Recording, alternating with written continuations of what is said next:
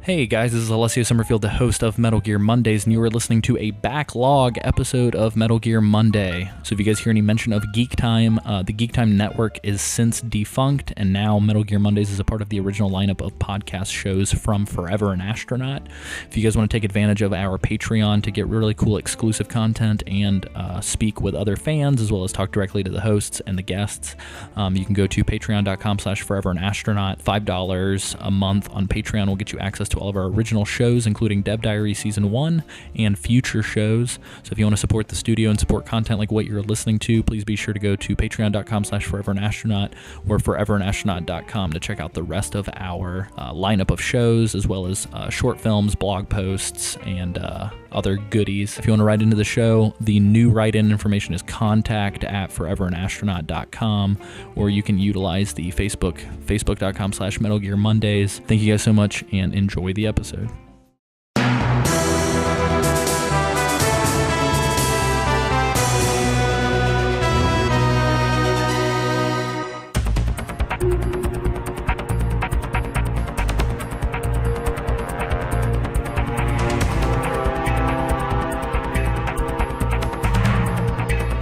Welcome to another episode of Metal Gear Mondays, your one-stop shop for all things Metal Gear, where we are taking on the series in a book club-esque fashion. I am your host, Alessio Summerfield, and this week I am joined by Sam Wright. I don't like change. And you've changed everything. And Isaac Lim. I'm trapped in a closet. Sweet. I'm trapped in the closet. Isaac has got, this week he's recording from a closet from Alabama. So, and I am using my good sound recording equipment this week, everybody. So, hooray, we're back to your regularly scheduled production value. And cue clip of Lady Gaga's applause. I live for the applause, applause, applause. Are you guys just going to keep doing that so that I have to include them? Yes. Damn it. And Sam is coming at you this week from his bedroom, so we're going to get intimate. So you're going to see a side of me that you maybe haven't seen before. Yeah, so try and see if you can listen in on what his room might be like. I don't like this already. I hate it. Awesome. Well, if you are coming at this show from having listened last week, we are continuing down our path through Metal Gear Solid 2. And if you are new, we are taking every game in the series, both canon and not canon, and we are tackling them piece at a time and acting as your audio version of the game. Mm-hmm. So if you want to play along, feel free. If you do not want to play along, you can listen to us instead. I don't know. I know that from time to time we will skim over details, so we're not an exhaustive resource, but I will say that we're fucking excruciating to listen to because we are talking about a 12-hour game in more time than it takes to play the game. So, that being said, welcome. I've never thought about it that way. Yeah. So we're your way of playing video games while you commute to work. How awesome is that? If you guys do want to play along, definitely let us know about each section of the game or the game in general. If your comments have spoilers for parts of the game that we haven't gotten to yet, we will edit around them. But if you want to talk about the game at large, feel free. We'd love to read your responses on the air. And yeah, so without further ado, we're going to get into it. Sam, can you tell us what we did last week? Last week, we had a crazy time defusing bombs around Shell 1 of the Big Shell. Peter Still Black Man blew up.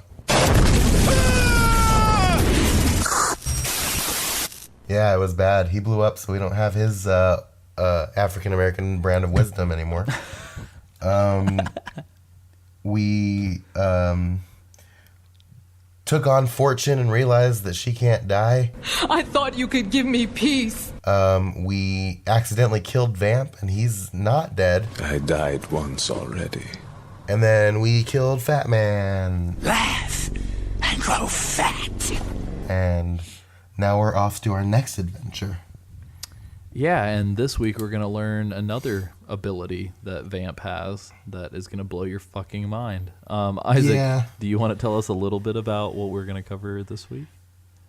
I'll try. I'll do my best, Alessio. Oh, yeah, and this is my favorite segment of the show. Fumbling in the dark with Isaac Lim. Hooray! Isaac, fumble. Yeah, here we go, guys. This week on Metal Gear Mondays. This is where the music starts, just so you...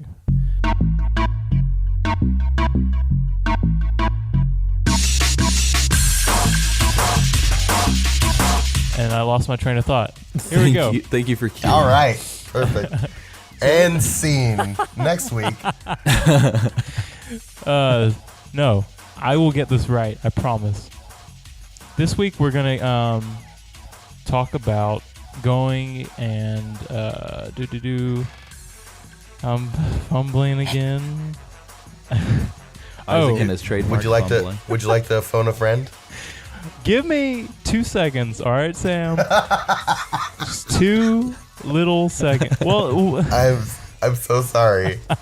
I feel like I've offended you, and I'm sorry for that. we're trying to get to. We're gonna go to Shell 1, I think, and then Oh, man. defuse some more bombs. Are we doing that? No, we're done with that. No bombs. Oh, I know what we're doing. We're trying to rescue the president. Yeah. Are we cool enough dudes to rescue the president? No, we're not. The problem was we didn't rescue the president yet, so Spoilers. that's why I didn't know where we were going. Yeah. Right. I had to. We're on the hunt. We're trying to find information. I do have a little list of, not corrections, but kind of additions from last week. So first off, I completely forgot that Peter's still Black Man. He hints at Otacon being inserted into the big shell with the seals, which we did not touch on at all. Essentially, he talks about how he got to the big shell, and he said that on the helicopter there was like a skinny, nerdy scientist guy. I was like, how many of those do we actually know? Yeah, so there was a little allusion to that. The other thing is, I forgot to ask Isaac, Hey, and mainly because for some reason my PS3 save was not updated to where my Vita save was, so I had to play through part of the game again.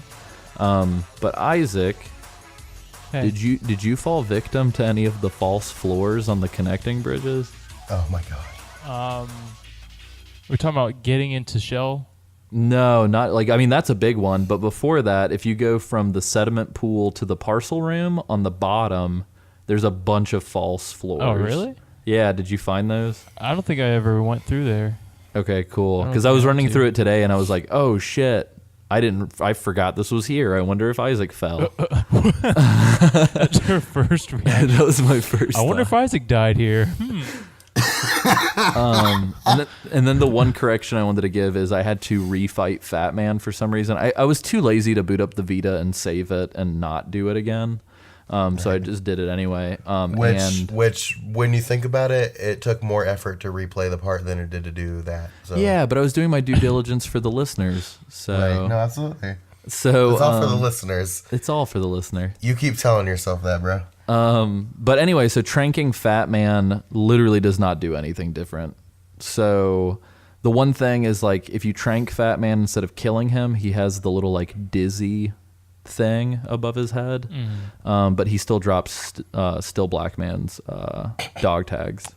So it doesn't change anything, which sucks because I said that last episode, so I apologize. But yeah, so this week, the very first thing that happens is after the Fat Man fight, we encounter a ninja.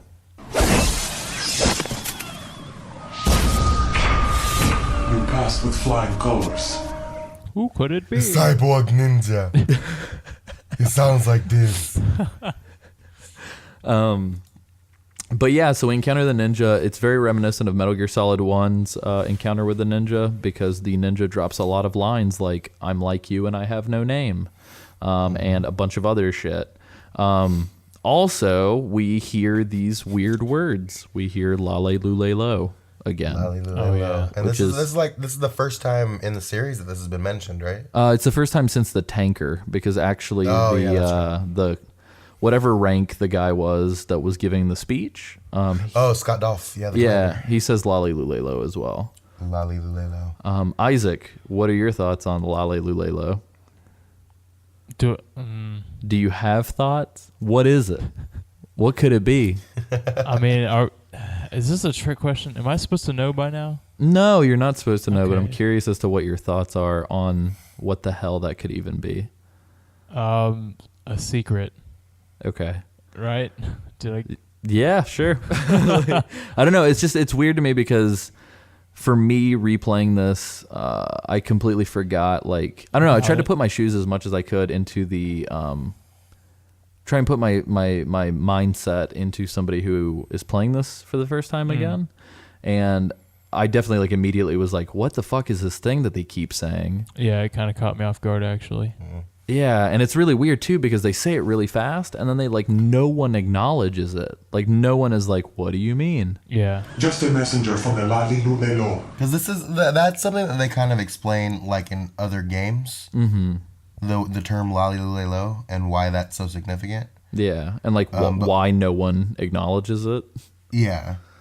But yeah, so we'll get to that at some point. But it's definitely something that to think about. There are a lot of allusions to secrets and trust with this cutscene with the ninja because the ninja says a lot of things like, "You don't have the clearance to know that yet," or like, "I don't have the clearance to tell you," which is interesting. The ninja tells us about Ames, who is someone who knows where the president is held, which is kind of our next objective. There's mention of VIP nanomachines and a pacemaker, which is how we're supposed to figure out who the hell Ames is. Because to the listener, so this man named Ames, or woman, we don't know, this hostage with the name of Ames knows where the president is held and knows more about what's happening at the Big Shell. And the only thing the ninja tells us is to seek out Ames and to use a directional microphone, which is conveniently in the in the Shell one. Use the directional microphone to listen for the hostage who has a pacemaker, and that's all we're told. And then the ninja gives you a set of BDUs because what you're supposed to do is you're supposed to dress up as one of the soldiers in the shell and sneak into the room where the hostages are being held in order to find Ames. What does BDU stand for? Because I always thought it was Bad Dude Uniform. That is not. I knew this once upon a time because obviously coming from the background of a military child, but I think it stands for battle dress uniform. I want to say. Oh, gotcha. But what did you say? Bad dude what? Bad Dude Uniform. Oh, you're the worst. But yeah, I just everybody who looked it wears up. BDUs. It is battle dress uniform. Yeah, I'm awesome. sweet. So we're also given a level 2 security card. And pro tip, every single time you get a security card, go back to strut F and check the doors. Yep. In this specific instance, you're kind of told that you need a specific weapon to blend in. And so if you've been observant, then you know that weapons are in strut F, which is the warehouse. So you're looking the worst. Yeah, so you're looking for an AK-74U, which always throws me off because it's got AK and 47 in it, but it's actually 74. Yep. And likewise, you're told that you're going to need to perform a retinal scan to get into the room that the hostages are held in. So we'll figure this out when we get there. The other big things that we're told at this point is Raiden is like, "Oh, we gotta save the day before the nuke gets activated." And the ninja says, actually, the nuke is in the terrorist's possession, and the terrorists actually have the code. And we won't figure out more about this until we talk to Ames, but Raiden's like, "Wait, what?" And we're also told that the Big Shell is not a cleanup plant, and that the Big Shell has actually been a front for where they're housing the latest Metal Gear project. Yep. Which is, there's a whole lot of just like revelations in this conversation. The next like 2 like hours of the game are full of stuff like that. Totally. Like it's insane. And likewise too, the ninja gives us a shitty fucking- Nokia cell phone. Yeah, and he's like, writing like, why would I need this? And then just like, peace, and then kind of disappears. Deuces, I'll talk to you later. Keep the controller's vibration function on. Yeah. Oh, he disappears. The ninja disappears. It's like, huh? And likewise too, just to be a naysayer for a second, this is kind of my one minor issue with the game. There's a lot of hand holding, and specifically this part of the game kind of rears its ugly head where the ninja tells you several times what you need to be doing. The colonel literally then chimes in immediately after to tell you the exact same information all over again. And then Rose actually tells you the exact same shit again. So you're being constantly hammered with like, this is what you need to do. This is how you need to do it. And I almost wish there was a little less hand holding. Like I wish they were like, this is what you need to do. Figure it out. But I will say there being too much repetition and the colonel feeling, I don't know. It's interesting. And Isaac, I'm interested to see what you think. And hopefully this statement doesn't color your thoughts. To me, the colonel seems very impersonal and the colonel feels plastic and kind of gamey in a bad way. And a lot of the shit that he says just feels very repetitive. And I know personally from playing the game that this is for a reason, but I'm interested to hear what your thoughts are. So there is a reason behind it. Well, I figured that's just the way that the colonel, because I guess what's his name, Raiden is like a fresh out of VR school and whatnot. So I figure the colonel was there to kind of help him out. I mean, I don't really know if there's any reason for it or if they're just actually helping the player, like holding their hand more or so than for story reasons. But I mean, is there a reason? It sounds like there's a reason. I mean, it will rear its ugly head later. But Okay. I definitely, I don't know. It's interesting It's interesting how much the game feels worse than the first game. Like the first game, it felt pretty organic. Like why you were doing things and everyone telling you why. Like even when it was repetitive, it felt like it was because people thought it was important. Right. And the dialogue felt real. But it's weird how long this game feels super gamey in a bad way on purpose. Not to give too much away, but I think we're getting dangerously close. Like I was talking to Sam off the record, and like literally 2 episodes from now, we're gonna be getting into a crazy part of the game. And so, For sure. so we're getting dangerously close to kind of these things, but it's weird to me as like somebody who knows what's gonna happen and somebody who's played this game before. It's, I guess, in long story short, I can understand why people get frustrated with this game because it takes so long for it to show you its hand, if that makes sense. I can agree with that. Because coming at it from a perspective of somebody who has played it and beaten it several times, I see where it's going. But if I would have gotten this game, so say they gave me this game with like whatever updated graphics and gameplay, but the same story, the same set of story beats, I feel like it would have been a game I would have been very frustrated with. If I was playing it for the first time. I kind of actually, Isaac, kind of, how does it translate to you? Like, has it been frustrating kind of dealing with the story thus far, or?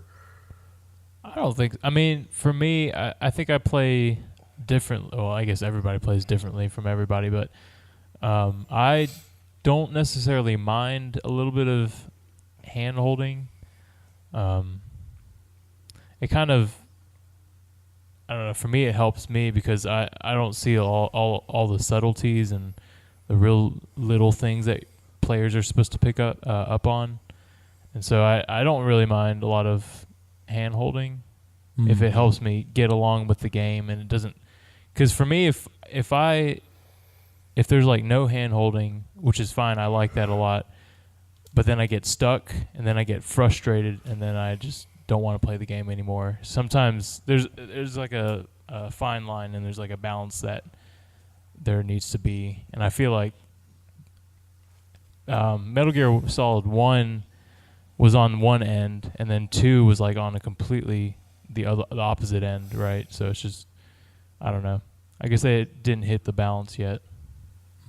So kind of like maybe finding like a strategic hand-holding balance. Right, yeah.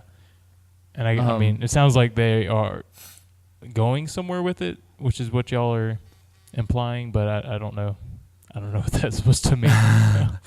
My last question for Isaac before we kind of move on to the rest of the episode is, so, I don't know. So in a weird way, there's a difference between... And like I'm rewatching Twin Peaks right now, and like I'm a big fan of games like Deadly Premonition and stuff like that. So like there are a couple different schools of this, but like so there's really shitty game dialogue that's just really shitty because people don't know how to write. And then there's like really shitty game dialogue or really shitty dialogue in general that's done for a reason. So like Twin Peaks the show is meant to feel like a soap opera, but like a soap opera with a dark twist. And in a lot of ways, like Deadly Premonition has fucking horrendous dialogue. But it's absolutely terrible. Yeah, but it's for a reason. Like it's for laughs. It's for, I don't know, for like almost like a meta-contextual kind of like, almost like so bad it's good on purpose. But Isaac, I'm really, really interested because honestly, if you, like, let's really kind of sit down and think about it for a second. The dialogue in Metal Gear Solid 2, like how frequently did we point out in the first season of our show how goofy and hammy the dialogue was in MGS1? And how frequently have we pointed it out in MGS2? And I feel like if you think about it, MGS2 has had way more like what the fuck moments with the dialogue.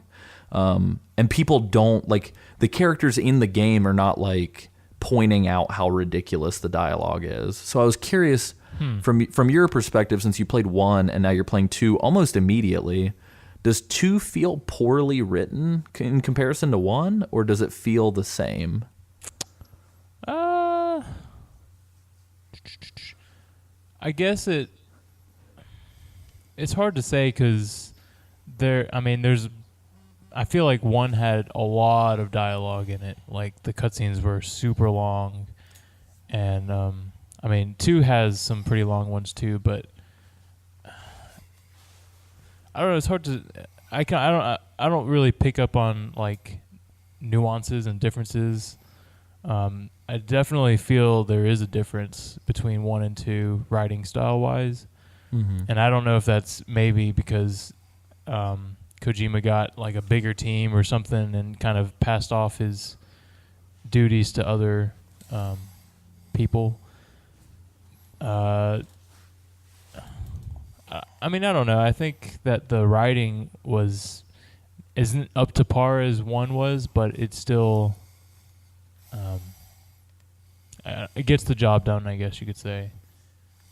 Nice. Sam, do you have anything that you wanted to add to that? I know we can talk a lot more about this shit when we get further in, but like It's like right now it's starting to kind of like start to make a little bit sense in the context. Right. I think a lot of the stuff that was kind of wrong with Metal Gear Solid 1, kind of looking back at it objectively now, or like I guess not objectively, but like from a standpoint of somebody who's kind of experienced the game, I feel like a lot of the stuff that I would have called wrong or over the top in 1 are highlighted in 2 a little bit more. Like primarily like the whole thing where Snake repeats everything everybody says. Raiden does it all the time, and he does it more often, and he does it more like annoyingly. Would you call it? Like, I guess that's a word. Well, I'd agree with that because even in the clip, so last episode, I used very few voice clips, and I apologize for that. I like using those, but I was kind of in a time crunch. But towards the end of the last episode of Metal Gear Mondays, we used a clip from the Fat Man fight. And specifically, Fat Man says a line, and then Raiden responds rapid fire with like 6 questions. Like he's like, "What do you mean? What are you doing? What is that? Like, what's going on?" Like back to back to back to back. What do you mean? What did you just do?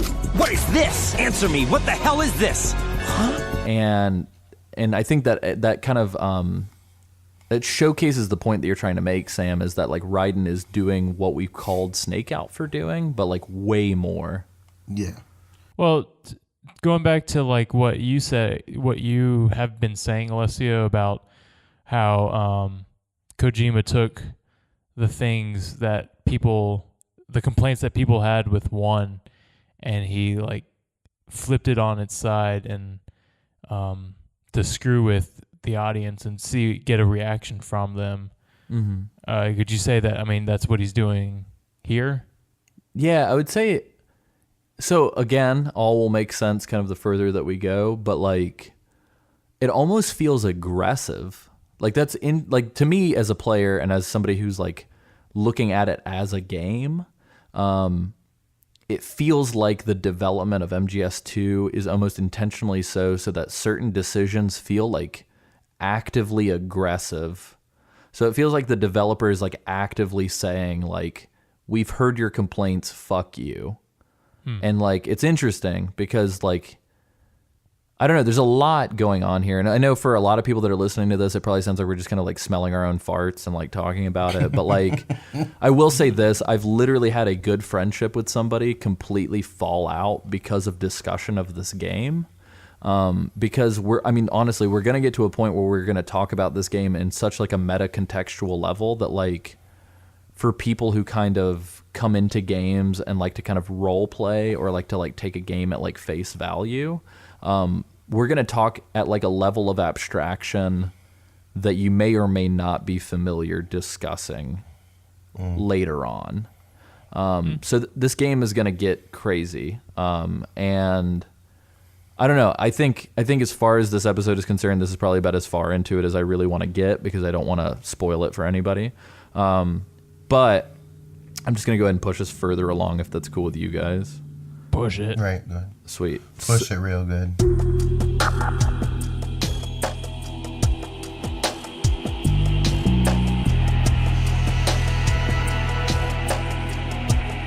So you immediately, like we mentioned, have to go to Strut F to get the AK-74U. I will say that coming in from the top and just running straight down the stairs and knowing where the gun was, me getting the gun and then going to the Shell 1 building took me like 2 fucking seconds. I don't know if it was the same for you, Sam. It was the same way for me. I mean, even like I just killed everybody in Straight F because I'm that way, and I hate it.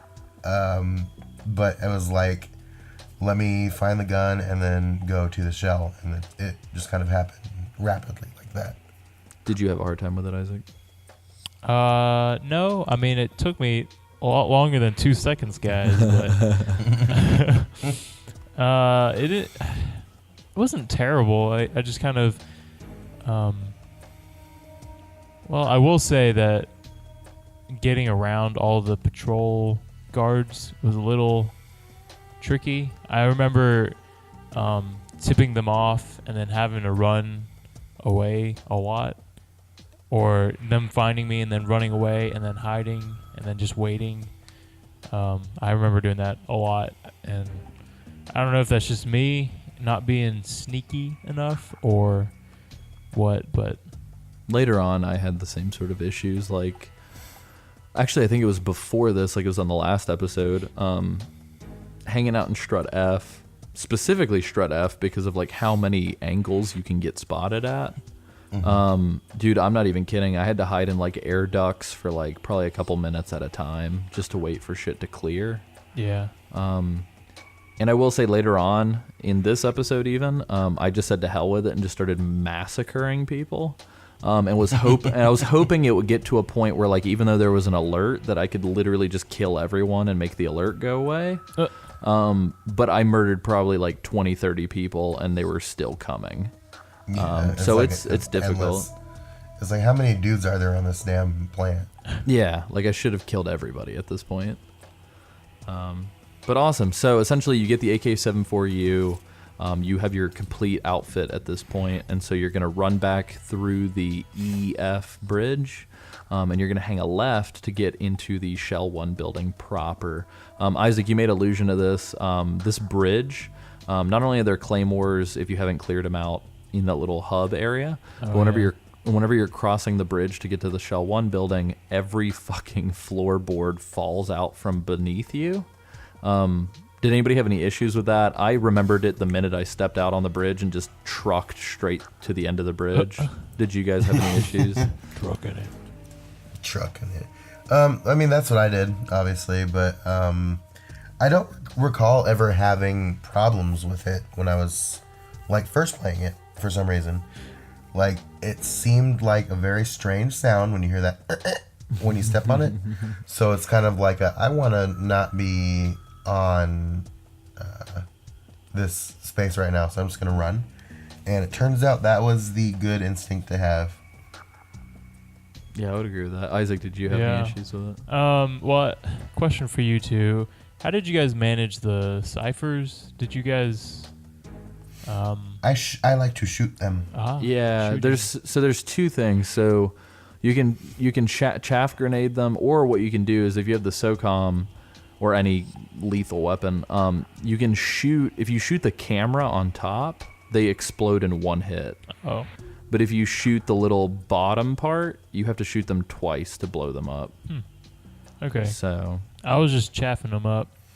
Oh shoot. So I pushed a button on my computer and it did something. Oh, okay. You still good? Yeah, I'm good. Anyway, yeah, so I went the chaff route. Chaff. I don't know how you say that word. I just say chaff. Chaff. That seemed to be pretty effective. Yeah, So- I mean, that's a good, solid way to do it. if you do it quick enough, like Solid. if you run from the like as soon as you enter the EF connecting bridge, if you just book it for the Shell 1 building, the ciphers don't have enough time to get there. Oh. And likewise too, there's a dude who climbs up to the top of the heliport and will like binocular you, Yeah. which is a nightmare. Yeah. But yeah, and I will say, so you can get the SOCOM suppressor in Shell 1 building. As soon as I got that suppressor, Sam, I don't know what it was. I was like, my non-lethal run just fell away from me, and I was like, it's time to murder mercilessly. No, as soon as I got that suppressor, I was like, wait. I was like, just wait until I get the AK suppressor, you motherfuckers. Yeah, dude. Then it's over. I'm just gonna go ahead and say I can one-shot SOCOM snipe people like nobody's business. Like even the dude who's like on top of Strut E, I can like pop him in like a second from the connecting bridge. Yeah. It's ridiculous. So like I don't know. At this point in the game, I was just like, I'm gonna clear out every single strut so that I can check it out, and like be able to explore for the show. Yeah. So just know for people listening, we're ruining our game rank so that we can explore for the show. For the record, I would have ruined my game rank anyway. And also, for the record, my game rank is already ruined. Isaac's game rank was ruined before he started playing the game. It said, "Oh, Isaac's playing. Okay, we'll just yeah." Give him rank F immediately. Excuse me, rank E. Yeah. But yeah, So we've gathered all of our stuff, and we're in the shell. And what we're supposed to do is we're supposed to get a guard and drag him to the retinal scanner. Oh, we gotta get one tool before then, Sam. Oh yeah, we have to go downstairs to get the microphone. Yep. And there's a couple crazy things in there. Oh yeah, there's that parrot Yep. Tell us who about keeps the on parrot. telling you, top of the locker. And he says, how? How? Yeah, how? So you're like, what is this parrot, and why is he saying how? Yeah. Because people who've been paying attention know that Otacon's name is Hal. So this parrot's just saying Hal, and we don't know why. Is it Hal's parrot? I don't know. Oh no! They stole his parrot. Likewise, as soon as you get into the big shell building or the shell 1 building, there's a codec conversation between Rose and Raiden, and essentially Rose is kind of grilling Raiden a little bit on like, why are you so fascinated with Solid Snake? Like, he's dead, and Raiden, and like he's a terrorist, and Raiden's like, I don't think he is. I think he's a good dude. But Rose kind of reveals here that like, essentially they exhumed Solid Snake's body from where he was buried after the tanker went down, which, I mean, that's kind of nice that they gave him a full burial for being a terrorist. But they exhumed his body and they gave a DNA check, and they were like, no, this is Solid Snake's corpse. Like, he can't possibly be at the big shell. But we also get another little tidbit, and that's Solid Snake's corpse is missing its right arm. Oh, snap. Yeah, so if you've been paying attention, you should know this twist before it gets revealed shortly. I guess I was kind of hoping to meet the legend in the flesh. I get you, but it looks like he's not behind this incident. Raiden, the president needs you, I think. Well, I mean, if you've been looking at the game since, like, maybe an hour into the game, you knew what the twist was. So Yeah. And likewise, like too... There's totally a character that kind of spoils the whole thing for you right there at the beginning. So... this is one of my favorite zones, man. I really like the Shell 1 building a lot. I do too, yeah. I don't know what it is about it. I guess because it almost feels like MGS1 again. But I really, really like it a lot. Isaac, what did you think? It's the elevator. The elevator makes it. I thought it was really cool. I like the little throwbacks and the little tidbits in the little computer room. Also, it was cool to walk around and not have any guards get suspicious. Although, on the flip side, I ran into this issue a couple times. I was just standing there, right? And this guard bumps into me. I didn't do anything. He bumps into me. And, you know, when you bump into a guard, your BDU goes away or whatever. Mm-hmm.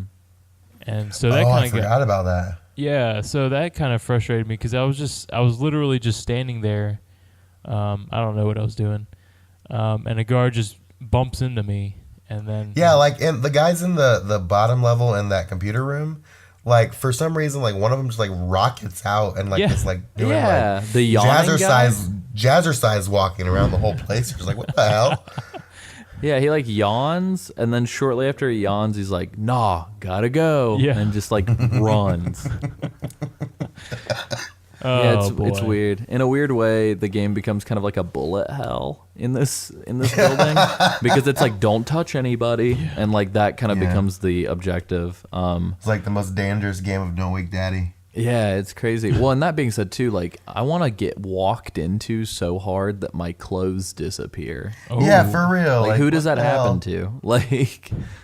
But yeah, so there's two cool things. So you go to B2 to get the directional mic. You can go to B1, hang out a little bit, and then go to B2 if you want. I really don't like how you have to check the nodes on the different fucking floors to get the radar for it. Yeah.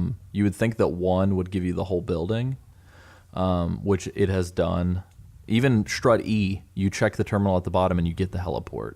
So I don't understand. But once you get the directional mic on B2, there are a couple little Easter eggs. So there's a Police Knots poster as soon as you walk into the room, which is cool. Likewise, right next to the terminal, and I didn't notice this. This is literally the first, like I've beaten this game tons of times. This is the first time I've noticed it. If you are in first-person view looking at the terminal, if you look to your left, there's a Zone of the Enders and a Ghost Babel poster. Oh yeah, I saw that. Oh, you didn't know that? Yeah, I didn't know that. Like, because the way that it's set up is like the overhead camera, you can't see them. So this is like the first time I guess that I hit R1 while I was standing in front of the terminal, and I was like, oh, holy crap, that's really cool. So yeah, we have episodes on Ghost Babel and Zone of the Enders. So there you go. Definitely watch or listen to those if you haven't already. But those are pretty good games, and it was cool to kind of see some fan service. Sam, what happens next, buddy? You were alluding to it earlier. I was. So once you get the directional microphone, you got to go back upstairs and you have to essentially find a way to activate the retinal scanner to get into the conference room. And the way you do this is there is a patrolling guard that comes out of that break room that you have to essentially choke and drag to the retinal scanner. And I remember always having problems with this when I did it before. I could never get the guy. I would always flip him. And the way that you handle that is you have to press square without moving any of the directional things. Because if you move the directional things, you flip the dude over your shoulder. And that causes problems for you. Yeah, you can just hold square. I remember as a kid, I didn't realize that you could just grab the guy when he was standing right in front of it and trigger it. So what I did was I literally grabbed somebody out of the break room and held square and just dragged them to it and then smashed their face into the retinal scanner. So yeah, if you hold it, you can kind of walk with them. And if they start to squirm, you can tap it and you'll kind of be like, no, fuck you. Come on. Yeah. And that was my problem when I was younger too, is I would always try and get them while they were standing in front of the scanner. And that's the most inefficient way to do it. And then I would always flip them if I managed to grab them and drag them, because I was an impatient child and I wanted to move them that way. So I would just hold the button and then press square and it would flip them. So, yikes. Yeah. But yeah, once you get into this room, you actually hear some of my favorite music in the game. It's this weird, industrial sound, kind of I don't know. I'll put it right here.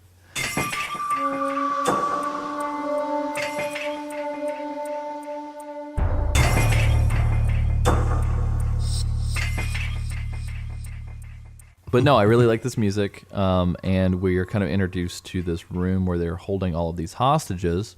And the first thing that caught me off guard is the first hostage that you're shown in the cutscene when you walk in the room is the fucking person that you're looking for. Yeah. So if you just beeline straight for that guy, I was like, are you serious? You walk in and they're like, nope, here he is. And you're like, oh, yep. Okay. I forgot what dude looked like, so I was looking for, and so I had it in my head that he looked a certain way. And I forgot that he looked a different way, so I was looking for people that fit my profile of him that I had in my head, and it was not working. What was so that I was just profile?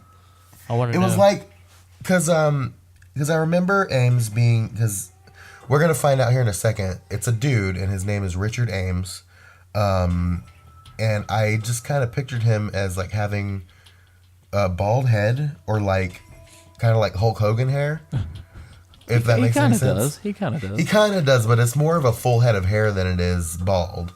And I was looking for straight up either a bald guy or Hulk Hogan hair, and I was not finding it. And this one chick, this one dude, wet himself when I asked if it was Ames. Oh my god. Yeah, I was like, so none of these people are who I think it is. So let me just do this the traditional way, and I wound up finding him.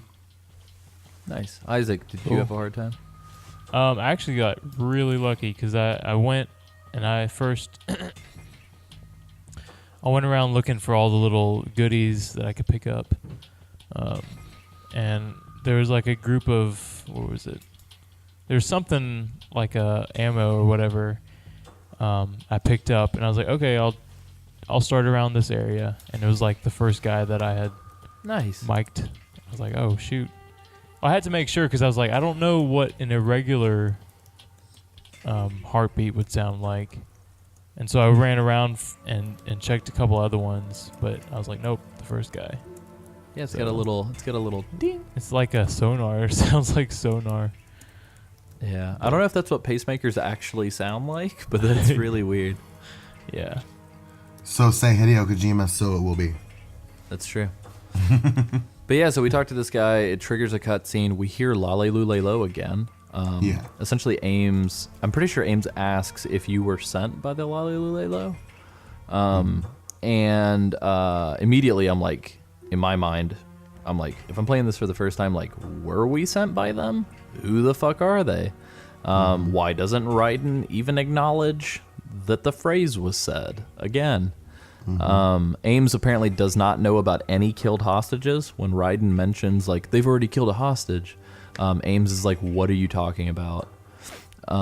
Essentially, Ames mentions that the password for the black case, which was the case that earlier there was a Navy SEAL who had a single handcuff on his wrist. And if you remember from the Fortune and Vamp bridge battle, when they pick up the president, Vamp also picks up a black briefcase.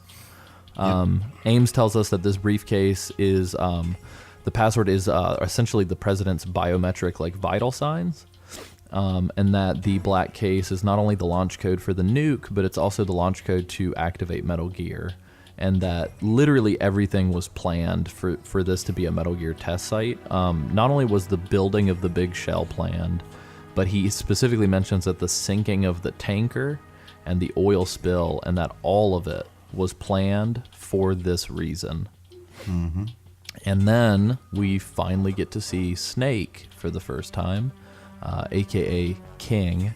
The man in the sneaking suit gets discussed, which I think is one of the most provocative terms I've ever heard, like the man in the sneaking suit. We hear the word Patriots for the first time in the entire series. Yep. And in this weird cutscene where you have to use the directional mic or you can't hear what's going on. Oh my god. Motherfucking Johnny Sasaki. Yeah, Johnny's in it. This one's worse than that one up in Alaska. Come to think of it, that commander chick really reminded me of someone. So Isaac, I highly doubt you found this unless you were like aiming around willy-nilly. But if you, so say you're looking at Ocelot and Snake directly in front of you, if you turn to the furthest corner of the stage that the podium is on, and you aim your mic there, you can hear Johnny, the guard who was guarding Meryl in MGS1. Right.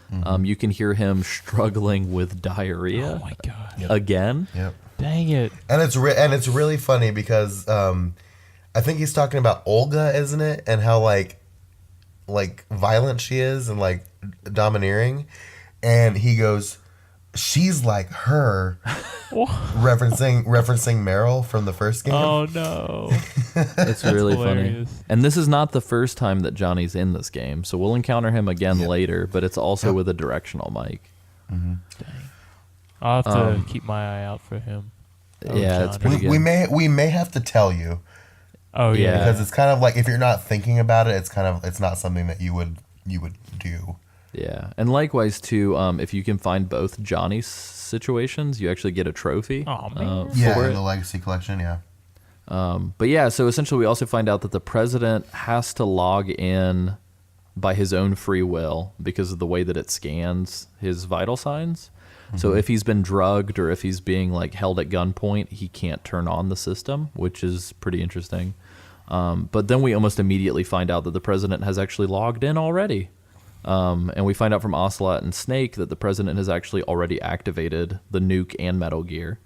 And that they just have to do like a verification scan in an hour. And then they also mention a girl starting the system. So we don't know who this girl is. And little chicky poo. Yeah. And right before Olga enters the room, we hear Snake mention Outer Heaven, which is interesting. Because Outer Heaven is the military fortress nation that Big Boss started in Metal Gear 1. And so it sounds as if Snake is trying to recreate Outer Heaven. And by Olga and Ocelot talking, we can actually clearly tell that Ocelot has apparently lied about her father dying. Because she seems to be on good terms with Ocelot, and Ocelot's like, oh, are you trying to blame me for the death of your father? Like he was my best friend. Sergey was my best friend. Yeah, that's a direct quote. Good job, Isaac. Because he conveniently skirts around the fact that he was totes the one who killed him. Yeah. My favorite two final parts about this cutscene are that Snake has a cape. Oh yeah. And that Ocelot. That Snake. Ocelot says the words, "I never trust a Frenchman." I can't remember in relation to who. Oh no, he's talking about the person who gave him the surgery for his arm. Because his arm starts freaking out in this cutscene. and they hint at the fact that maybe it's because, quote, he's here, and we have no idea who the fuck he's talking about. But yeah, so what did you think about this whole cutscene, Isaac? It was interesting because I mean I was too scared to miss any bit of conversation with the mic, so I was like constantly trying to go back and forth. But other than that, I mean, let me think about it. I'm trying to think back. Sam, while Isaac thinks, give me a what did second. what did you think about the cutscene? I think the entire cutscene was pretty badass. It was kind of reminiscent of the cutscene in Metal Gear Solid 1 when you get into the hangar where Metal Gear is, and you're just like watching Liquid and Ocelot talk to each other about like the plan. Mm-hmm. It just seemed like a very and this game again has been full of like callbacks to the first game that are almost identical, and this scene really kind of echoed that scene from the first one, and I thought that was really cool. Well, to echo that too, do you think that they're intentionally having this conversation so that you can spy on them? That I don't know. I think so. Because wasn't it? I just remembered. I'm sorry to interject. Oh Sam. no, feel free. Is this Interject to your heart's content. Because when Raiden was talking with Ames and he was like squatting down, Ocelot was watching him on the screen or whatever, so he knew that he was Oh yeah, that's right. talking with Ames. I forgot about that little surveillance camera angle that we get. So now, maybe now it was do you all- think it was just Ocelot that saw him, or do you think that it was? I Because think we're it gonna was get just down Ocelot. because we're gonna get down and dirty with some stuff about Ocelot, like in an episode, like next episode probably. But I don't think that Solidus and Olga or Snake. I'm sorry. Shh. Oh no! Spoilers. I don't think Snake and Olga 10-minute spoilers. yeah, knew that that it was Raiden who was in that suit. I think Ocelot was the only one that really saw it I think Ocelot knows way more than he's letting on. clearly.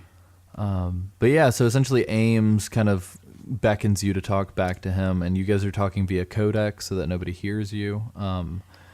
And Ames says us in relation to the president being sick of being a puppet. He says that essentially since the president triggered this bomb and activated Metal Gear, Ames essentially says, well, like, no. He's like, that totally makes sense. Like, the president's probably just sick of being kind of manipulated. And Raiden's like, by who? And Ames doesn't really specify. Ames says that there was no ransom to begin with, and that the Terrys were planning to use a high atmosphere nuke to begin with. They didn't want to trade or negotiate. Which again goes back to like nobody really knows what the fuck is going on. Mm-hmm. Like everybody's there for a different reason, and nobody really knows why. Totally. And likewise, too, we find out that the terrorists actually don't want to nuke a place. They want to detonate a nuke in the atmosphere so that they can knock out all electronics and liberate Manhattan. Mm-hmm. So essentially their MO is to like knock Manhattan off the grid, which goes to the original subtitle of Metal Gear Solid 2, which is Sons of Liberty. And so we actually hear Ames say, like, this is why they're calling themselves the Sons of Liberty. And Ames gives you a keycard level 3. Ocelot decides to walk in on your little tea party, and one of the weirdest, what's the word I'm looking for? QuickTime event, I guess? Or like Metal Gear's version of a QuickTime event is like Ocelot's walking towards you, and like a little timer pops up, and you have like 8 seconds to equip your AK. It's like a little mini game. Yeah, it's really weird. It's like, quick, equip your AK, and it's like, why didn't you just put this in the cutscene? I don't understand. Like, It was really funny because I think they did it to like make it seem like you could do something. Mm-hmm. And it was really funny because I remember when I was younger, I got tricked into thinking that you could, if you were really quick, you could get Ocelot's dog tags. Oh. So I used to think for the longest that you could, you had like a short amount of time to shoot him with a trank gun, and then you could drag his body and get the dog tags and then run back to your spot, and he would wake up and not question the fact you just shot him with a trank gun, and then everything would just proceed as normal. You can't do that. That's not a thing. So don't try it. It's people trying to make you get a game over. But Yeah. Well, an Ocelot walks up and refers to Ames as Colonel Ames, which is interesting because we don't know what Ames's like role is in the government, so it's kind of interesting. And there's a lot of talk of they and them, and we hear Ocelot refer to the Lale Lulelo again. And so it sounds like the Lale Lulelo are some sort of like shadow organization that is involved somehow. Ames immediately dies of like a fox die-esque heart attack, which I thought was interesting. And you don't know if it's like, if it's because of something like that, or if it's just because he's getting like worked up and his pacemaker freaked out. But it's again another callback to Raiden, to like Snake in the first game interacting with important people and them just fucking dying of heart attacks. Yeah, and then essentially the ninja shows up, saves the day, Raiden ducks the fuck out of there, and then we find out that the president is actually in Shell 2. Yep. And then we have to run the fuck out of the Shell core. Isaac, can you tell us about your experience getting out of the Shell core? Because I'm gonna go on my soapbox real quick and just tell you guys, I had a fucking nightmare getting out of here because I accidentally triggered an alert and just like AK'd my way out of the building. And it was a nightmare. Like trying to get the elevator to work was, because like the elevator won't work if there's an alert. So I had a nightmare of a time trying to get out of here, and probably ended up killing like tons of people, and almost died like 3 times. Wow. And ran out of rations like immediately. So I don't know, how was it for you guys? For me, it was pretty quiet. For me, okay, so if that happened to me, and I triggered an alert so that like that bad, I would just stand there and let them kill me. Quite frankly, I'm like, Personally, I would probably do the same thing. There's no point in fighting this. Just start over. Yep. But yeah. yeah. So mine was. I feel like mine. I did it pretty seamlessly. I don't know. Oh man. Looks like it's fumbling in the dark with Alessio Summerfield, with an AK-47. Nice. Yeah. I had a similar experience to Isaac too, so you need to get your act together. Sorry, guys. Yeah, Metal Gear Solid 5 has just like spoiled me. Like I keep waiting for like the reflex mode to kick in, and it just doesn't. I guess I'm just a bad Metal Gear player. Well, yeah, the fact that you're seeing the reflex mode a lot in Metal Gear Solid 5 means yeah, I know. bad things. I know, guys. I just like the story, okay? But yeah, so essentially going back to the pro tip that I said before, you got a level 3 key card. That means go back to Strut F. If you didn't go back to Strut F, you're in for a hell of a time. You're in for a nice little throwback to backtracking for the sniper rifle. Oh gosh. Which I did because I forgot the trick about going back to Strut F to find the new weapon, because I had it handed to me for the AK, but I forgot that I needed to go back and get the sniper rifle. Yep. Isaac, did you have to go back and get it? I mean, didn't everybody have to go back and get it? No, I know, but like, what, did you go get it, or did you have to go back and get it because you were told to go get it? No, I got it. I went because I remember there was a bunch of level 3 doors. Nice. So I was like, I'll just see what's in those big old doors, those high level doors, and got it. Nice. But yeah, essentially now we have access to this special room. So if you go to the sediment pool, Strut D, from the top of Strut D, you can go through a door that we couldn't go through before, and it's the connecting bridge that bridges Shell 1 and Shell 2. And you have a little cutscene essentially telling you that they have lined the bridge with a shit ton of C4, kind of like in the tanker. But this time, instead of 3 little boxes that you have to shoot, you have to use a sniper rifle, and there's like 7, I think. Now, the key here is that, or at least with me, you can disable all of them with like a pistol, except for the one on the cipher. Yeah, that one's fucking bananas. Yeah, and with that one, you have to hit the sensor. You can't blow up the cipher, otherwise the whole thing blows up. Yeah, and I think there's actually 10 of them. Oh, okay. Yeah, there's a lot of them. Yeah, I had to redo this part. I know that, Isaac, you only have the PS3 version as reference, but Sam, I'm going to go and throw this out there. Does the PS3 feel like the controls are way more sensitive with aiming? Maybe a little bit, but I also have always been bad at the sniper in this game without the diazepam. So, I don't know. Even the SOCOM feels like really like I touch the analog stick and it'll like fly. I've not noticed anything too crazy. Gotcha. But it's been a while since I played the original version, so I don't have a frame of reference. Do you guys have an IR sensor that gave you more trouble than the rest? Because for me, it was the one that like, so you're standing in the doorway. For me, it was the one that's on the wall behind me. It took me forever to remember that there is one above the door directly behind me. Did you guys have one that gave you a lot of trouble? The one behind the flag. Oh, God. I was that one. I forgot about that one. Yeah. That one. It honestly was the cipher for me. Oh, because I was having a hell of a time trying to like get that lined up properly. Because whenever I would have the shot, it would like dart away, and I would have to redo myself. So I would always miss, and I wasted like a bunch of rounds on the cipher. Because all the other ones, I was like pop, pop, pop, pop, pop, and I was like, I feel like I should be. There's one more here, and I was like looking around, and I found the one behind me. But it was the cipher that was moving around that got me. Especially because you have to be so precise with it. That was my problem. The precision you need to deal with it.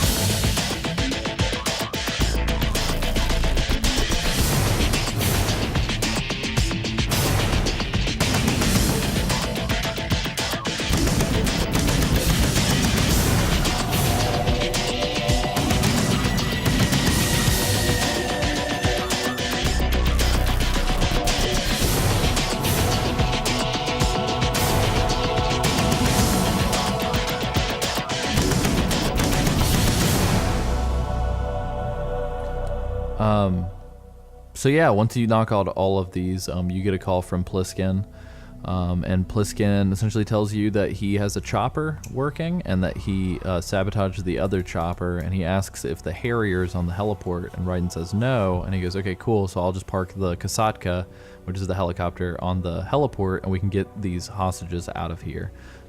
But he says that he has to take multiple trips, and he tells Raiden that he has a pilot with him who is Otacon. And at this point, yeah, so hell yeah, Otacon's back. But at this point, Raiden calls the Colonel, and he's like, whoa, whoa, whoa, whoa, whoa. Fuck you telling me this isn't Snake. How is this not Snake if Otacon's involved? He's like, I remember Otacon's name from reading this book on the Shadow Moses incident. And what's funny is if you go into the options for the game, you can actually read the book that Raiden's talking about. And it's called In the Darkness of Shadow Moses. And whenever he brings it up to the Colonel flips the fuck out. He gets super mad. He calls it trash, and he gets like really angry. Yeah, he's like, I don't understand. I read about you and Snake in the Darkness of Shadow Moses. I don't give a damn what that piece of trash said. Do you get me? He's like, don't listen to that trash. Like, it's the one moment where Colonel like really gets like human and like emotional. And what's funny is you can read the book in the options menu, and it's like 130 pages. Like, it's like a very in-depth book. Yeah. And it's hilarious because it's from the perspective of like a reporter who ended up on Shadow Moses during the events. And it's cool because it's like completely different information than the game, and it's really funny because it's almost written like an article from this guy's perspective, and you just find out a lot of really funny shit about the reporter, and it's really cool. But either that or I might be confusing it with Natasha I can never remember her last name. Natasha from MGS1 also has a book that you can read in the options. And I was gonna say Romanoff, but that's definitely Black Widow from Marvel. Yeah. It's like Romanenko or something. I can't remember. But yeah, so anyway, we jump to and we see Solid Snake with a pimp lean in the doorway across the bridge. And he name checks the Patriots again. Solid Snake says that he recognizes Raiden, but he doesn't know where from. And then Pliskin comes out of nowhere on the helicopter and flips his shit. And he's just like, "You're not Solid Snake. Quit using his name." And then Snake on the bridge is like, calls him brother. Yep. And then you're like, oh shit. Yeah. And then Pliskin's just like, "Stop impersonating him." And I think that he's talking about Big Boss. Yeah. Because so if you, and Isaac, I don't know if you looked at the character sketches in the manual for MGS1, which is the only place that you can see Big Boss.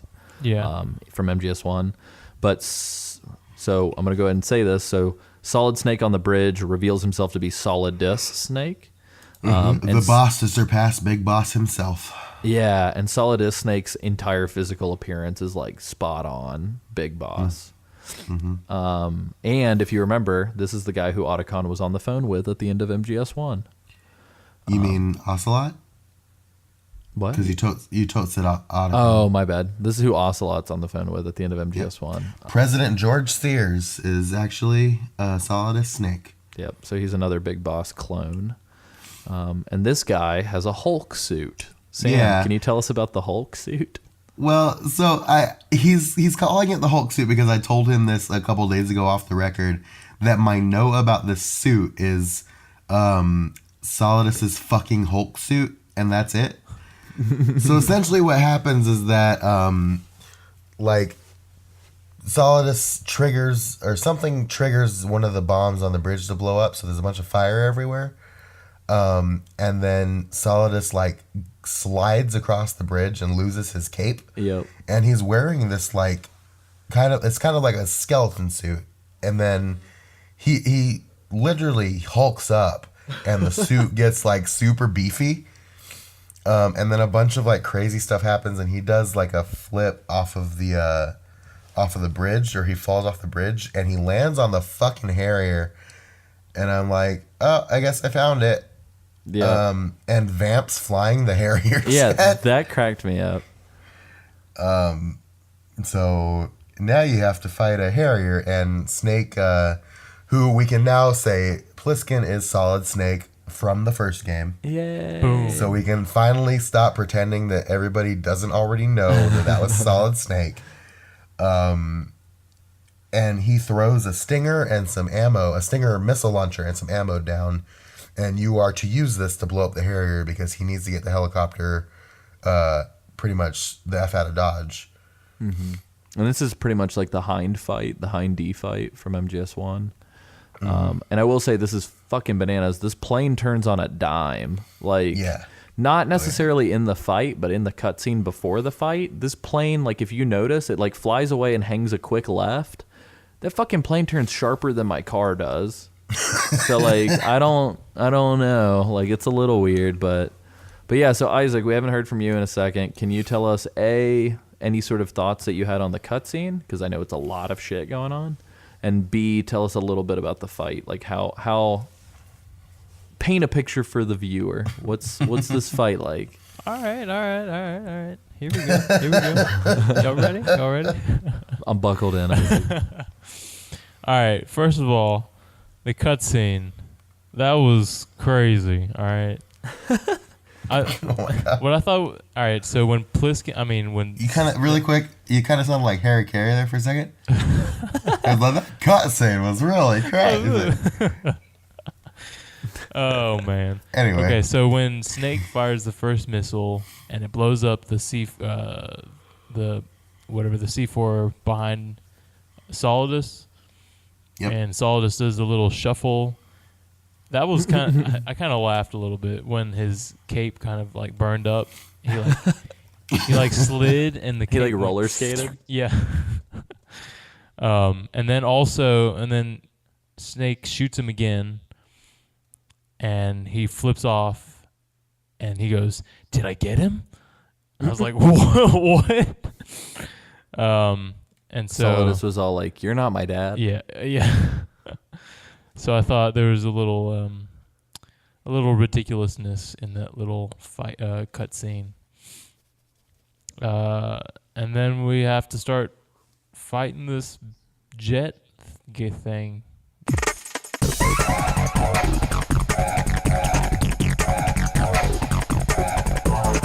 Guy. This 2-man jet guy. I actually didn't have too much trouble with it. I don't know if you guys thought it was easy, but I mean, for me, it wasn't too bad. After I figured out like where to, like its cycle, I guess. I enjoyed this fight a lot, actually. Yeah. While I was playing it today, I was like, man, this is not too hard, and it's a really fun set piece, and like, I don't know, it's just enjoyable. Like, it's like a perfect balance of like, it's important, it's a boss, it's different, there's a lot of pomp and circumstance, but at the end of the day, it's really just kind of like a pretty simple fight, but just kind of enjoyable. But I mean, it's challenging because it's a jet. You're fighting a jet. Let's just put it that way. So it is challenging at points, and it's kind of a cool thing that you're up against this jet and two, I guess, super powerful enemies. So in that respect, it was really cool to be fighting it. But yeah, this boss fight has my favorite music in the whole game, which is Yell Dead Cell. It's a really good song. I think we've heard it before with some of the other boss fights, but this is the one that like when I hear it, I think of this fight. And going back to when we had the conversation about the DARPA chief and his crazy like voice, Solidus's voice in this fight as it's like modulated by the airplane intercom is fucking amazing. Like, I love the way his voice sounds anytime he yells anything at you. Sam, did you have any notes about this fight? It was actually kind of an easy fight for me. It's kind of another in a long line of trends where I did poorly on the bosses the first time I played it, and now I'm kind of storming through them. Because essentially what I did was I stayed on the platform by the stairs, and then I just kind of hid halfway down the stairs whenever it would like rain bullets on me. And then I would just hide down below every so often. But it was essentially a wash, rinse, repeat of me like running in a circuit for a little bit. And then it was pretty much it for me. Nice. Well, tell us a little bit about what happens after the fight. So you blow up the Harrier, and then some stuff happens, and you hurt Solidus' eye, which is going to draw some more parallels to Big Boss later. It's the opposite eye, though. Yeah, it's the opposite eye. But you damage his eye, so it's like bleeding, and he goes like, "My eye!" They got my eye. Like that. He says it really strangely for some reason. They got my eye! My thought about that too, by the way, like, so have you guys ever like looked up to somebody so much that like whenever you realized that you were accidentally similar to that person, that like you were surprised but simultaneously like, oh sweet.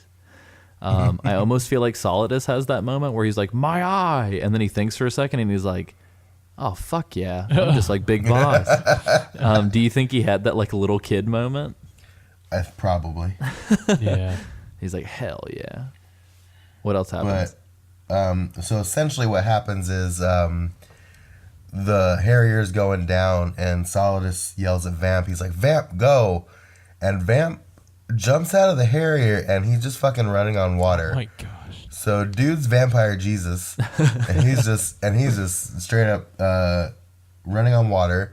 And then Solidus closes the cockpit to the Harrier, and Metal Gear Ray leaps out of the water and just like drags the Harrier down to the briny deep.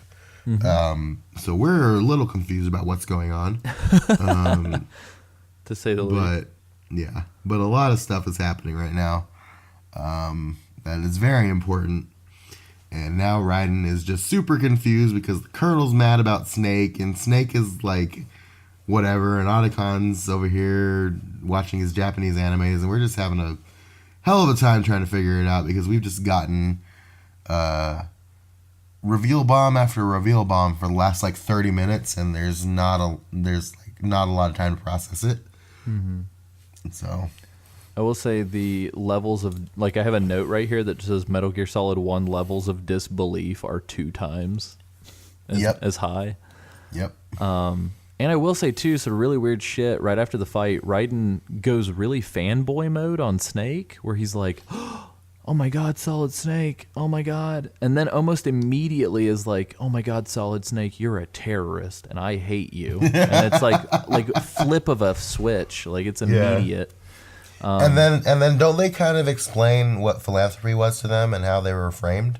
Yeah, they explain it, and it's weird, too, because the way Snake explains it is like, my best fucking friend once told me that, like, at least I fought for what I believed in and all this other stuff. And I'm thinking to myself, I'm like, that's a Gray Fox quote. When the fuck did Snake acknowledge that Gray Fox was his best friend? Yeah. So that was kind of confusing. And then the one thing that cracked me up is that Otacon is explaining to Raiden how they faked Solid Snake's death. And my favorite thing is that Otacon straight up says, and I quote, "We stole Liquid's body from some organization." Like, who? Like, who the fuck is keeping Liquid's body? And then Snake essentially goes on, it's like Snake's version of white guilt is like Metal Gear guilt. And he's just like, oh, what have we done? And then one of my favorite lines is when the Colonel starts flipping out and Raiden's flipping out. Raiden says, we're out here. We bleed. We die. And just, I don't know, the whole way that he says it just completely kills me. Like, it's like, come on, man. Like, it's almost like Dennis Hopper in, like, Apocalypse Now, kind of. Yeah. But yeah, that's literally all of my notes for this episode. Isaac, do you have any final thoughts before we go into, like, wrap-up mode? Oh, yeah. So right here, I went to save, and Rose and Raiden had a nice little conversation. Ooh. And Rose was like, so let's stop. Let's enough talk about this. Let's talk about something else. Let's talk about you. And then they go on and she tries to pry into his private life, or his personal life. Mm-hmm.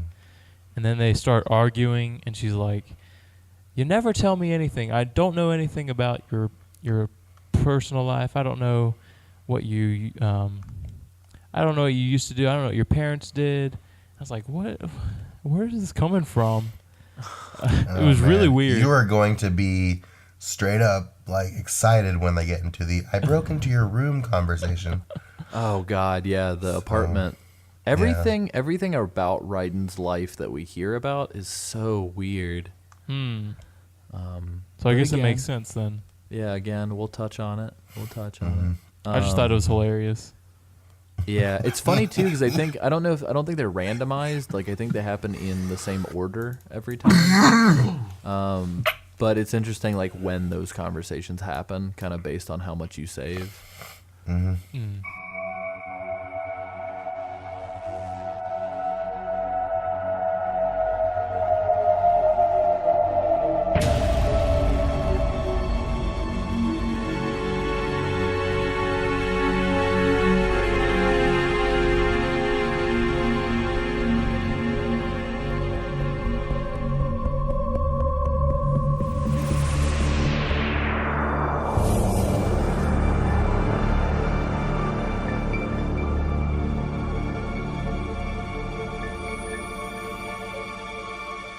But yeah, so that's pretty much the episode for this week. I'm sorry that it was a lot of, like, let's speed through what happened in the story and a lot less of, like, let's have fun little anecdotes. I feel like it's kind of a catch-22, so, like, we had way more fun anecdotes in the Metal Gear Solid 1 season and way less, like, story focus. which makes for, to me personally, I think it's more fun to listen to anecdotes and funny stuff. But the catch-22 is that people are like, oh, you guys didn't touch on this, you didn't touch on that. And then we even felt like personally like, fuck, we didn't talk about this and this and this. So now that we are talking like hyper-specific story, I feel like we have way less time to kind of cut up Cover and everything. goof around.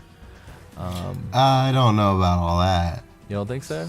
I did manage to fit a Harry Carey joke in there, so. That's true. That's true. I don't know. I guess me personally, I feel like we're kind of like going from bullet point to bullet point pretty fast, but maybe that's just me being over analytical. But yeah, so in a way for us to kind of interact with you guys and take some time to do some fun shit. Sam, can you read us our iTunes reviews, emails, and mention our fun little Twitter encounter? Yeah, sure. So the first thing I'm going to mention, that whole Twitter encounter. So, young man tweeted us, me and Alessio, name of, and I'm gonna go ahead and say the name because it's public record on Twitter. Ryan Verone, who has a locked account, so don't follow him. Tweeted me and Alessio talking about how he listens to the show on Twitter, and he was really excited to continue the adventures of Peter Still Black Man, and the Stitcher feed cut out at about 17 minutes. So he reached out to us, and I looked into it, and Stitcher was being weird because the feed was fine everywhere else. And Alessio was straight up like, here, take this link and listen to it on the site. And he came back and he told us that the link worked great and that it was a great episode. And I want to thank Ryan for bringing that to my attention so I could try and fix it in the future, and for being an awesome listener. And we can neither confirm nor deny that he is in fact a young man. He might be an old man or a middle-aged man. I have seen his Twitter picture, and he looks like a young man, relative to what I would consider an old man. All but right, you know, right. I don't know. No, totally. Well, and I will say this to Sam too. Well, we talked a little off record, but just like having relatively a complete stranger tweet inside jokes about Metal Gear to us from our show was really, really fun and was awesome. And honestly, we would definitely be down for more people to interact with us over Twitter. So if you guys have any questions or comments or anything, definitely feel free to blast us. I'm at AC Summerfield, and Sam is at SamWrightDPS. Yep. And we're on Twitter, and there's also at GeekTimePod. But Sam, would you tell us about our iTunes reviews or emails? We don't have any emails, but we do have a new iTunes review. It's a 5-star review from Apiarion. I'm going to go ahead and say that's the pronunciation there. The subject of this one is, from one rabid fan to another, these guys are super entertaining. So I'm already pretty high on this review. Apiarion says, I got into MGS late in life with MGS4, even though I am not, in fact, a teenager, which is a callback to a shout-out we had last time. Being a completionist, when 4 came out, I had to play all the others before I could let myself touch it, and I, in the process, got totally absorbed in this crazy story. Now that the story of Metal Gear is coming to an end, and while there aren't many people around me in my day-to-day life that I can gush about and pick apart and reminisce over the series with, these guys get it, and that's in all caps, get it. Aww. And on top of that, they are thoroughly entertaining to listen to as well. Came here for MGS5 discussion and got so much more. Keep it up, and please follow through to the end. Signed, your number 1 fan. Aww. So does that mean it's Apiarion? Mr. X? Yes. There's mines there. Who are you? Mr. X, then. That's awesome. No, that's a killer review, and first off, thank you so very, very much. Secondly, absolutely. Sam and I were having a conversation off book while we were waiting on Isaac to get ready for the recording, and we were actually talking about how this week I'm probably going to sit down and Excel spreadsheet out the rest of the entire show as far as episode breakdown. And moving into Metal Gear Solid 3, we actually want to start getting guests on the show. And that being said, like, we are wanting them to be somewhat qualified to talk about Metal Gear. So like we're looking at like Metal Gear fans that we've found on other podcasts, or looking for people who run sites on Metal Gear or whatever, just like fun, engaging people. So anybody who leaves us an iTunes review, or anybody that listens, if you guys have any suggestions, or you're like, I love this guy who also talks about Metal Gear on another part of the internet. Or honestly speaking too, if any of you fans out there are interested in taking a crack at it, like, we can't totally promise that we're going to be able to have a fan on the show, but we'd love to at least have one fan on the show at some point. Yeah, at least entertain the idea and kind of totally workshop it. So. Totally. So definitely go to our contact page on our website, which is geekti.me. And if you would, I mean, if you have recording equipment, if you want to record yourself doing like a quick little like 30-second long thing, just so we can kind of hear the quality, and you want to email us a Dropbox link to check that out, we'd love to have a fan on the show for Metal Gear Solid 3. And we're trying to plan that out. I mean, it's not for another few episodes that we're even going to get to it. Actually, probably like at least a month, because we're actually going to get to some fun little micro episodes between 2 and 3. So it'll definitely be like a month maybe before we get to 3, maybe a month and a half. So there's definitely some time. So reach out to us. And other than that, definitely rate and review us on iTunes, and send us your emails with, we want to know your thoughts on Metal Gear Solid 2. Like, we've heard your thoughts on the show, and I definitely think we've heard enough good thoughts to where if we didn't get any other reviews for the rest of the show, I would be happy. So tell us what that doesn't mean don't send them. Yeah, that doesn't mean don't send them, but tell us what you think about the games too, because we want to read about the games. And tell us if we fucked anything up, and if you don't, which we are prone to do sometimes. Totally. And if you don't want to be a part of the iTunes ecosystem, definitely like us on Facebook and Twitter, which is Geek Time Pod, and SoundCloud. And tell a friend, man. Like, if you like the show, tell a friend about the show. That helps tremendously. And I will say too, that I have been toying around with the idea of starting a Metal Gear Mondays Facebook page. So that way all the fans of the show can interact with each other. And I think that would be cool. So we might pull the trigger on that sometime soon. So definitely take a look at that. And yeah, guys, so that is our episode for this week. And thank you so much for listening. And remember, it's just a box. Get in the box. What's in the box? You're in the box. Be the box. I am the box. Damn it, Parker, I need pictures. Pictures of Solid Snake. And boxes. Just a box.